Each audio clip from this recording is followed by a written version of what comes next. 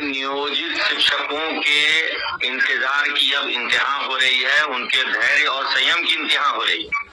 नियोजित शिक्षकों ने 11 जुलाई के बाद माननीय मुख्यमंत्री जी के वक्तव्य पर भरोसा करके अपने आंदोलन को आज तक स्थगित करके रखा।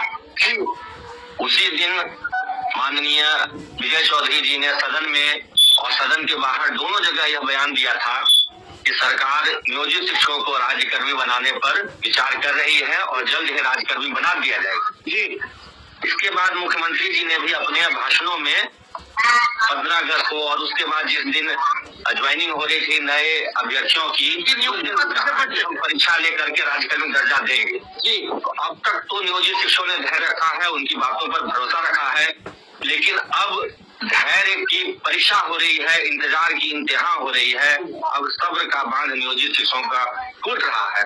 वे अपने आप को ठगा हुआ और छला गया महसूस कर रहे। हमने पिछले 4 महीने से अपने सारे आंदोलनों को 5 महीने से सारे आंदोलनात्मक गतिविधियों को स्थगित करके रखा। जी, सिर्फ और सिर्फ सरकार पर भरोसा करते, लेकिन सरकार हमें राज्यकर्मी का दर्जा देने के बजाय तारीख पर तारीख दे रही है, तारीख पर तारीख दे रही है। देखिए, मैंने कहा ना, बिल्कुल शिक्षक अपने आप को ठगा हुआ महसूस कर रहे हैं। जी, उनको ऐसा लग रहा है कि उनके साथ बहुत बड़ा छल हुआ है, अन्याय हुआ है।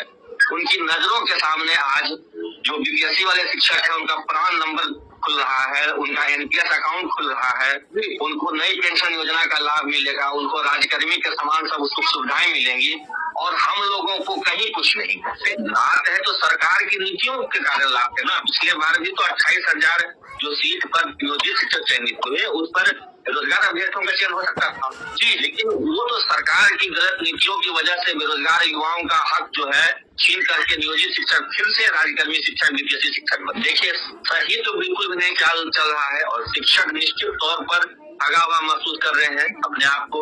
उनको ऐसा लग रहा है कि उनके साथ छल हो रहा है, उनको तारीख पर तारीख देकर के बरगलाया जा रहा है, झूठा आश्वासन दिया जा रहा है। जी, उनके सब्र की बांध टूट रही है। सरकार इस बात को समझे कि अब नियोजित शिक्षक इंतजार करने के मूड में नहीं है।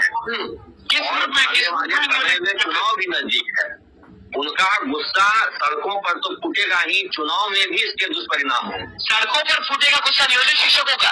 बिल्कुल बिल्कुल चरणबद्ध तरीके से हम लोग जो शांतिपूर्ण आंदोलन पूर्व में भी हमने किया है और आने वाले समय में भी करने का हम वादा रखते हैं और तैयारी कर रहे हैं। जी, लेकिन हम बस सरकार पर एक अंतिम बार कह लीजिए कि इस महीने के अंत तक हम लोग इंतजार करेंगे।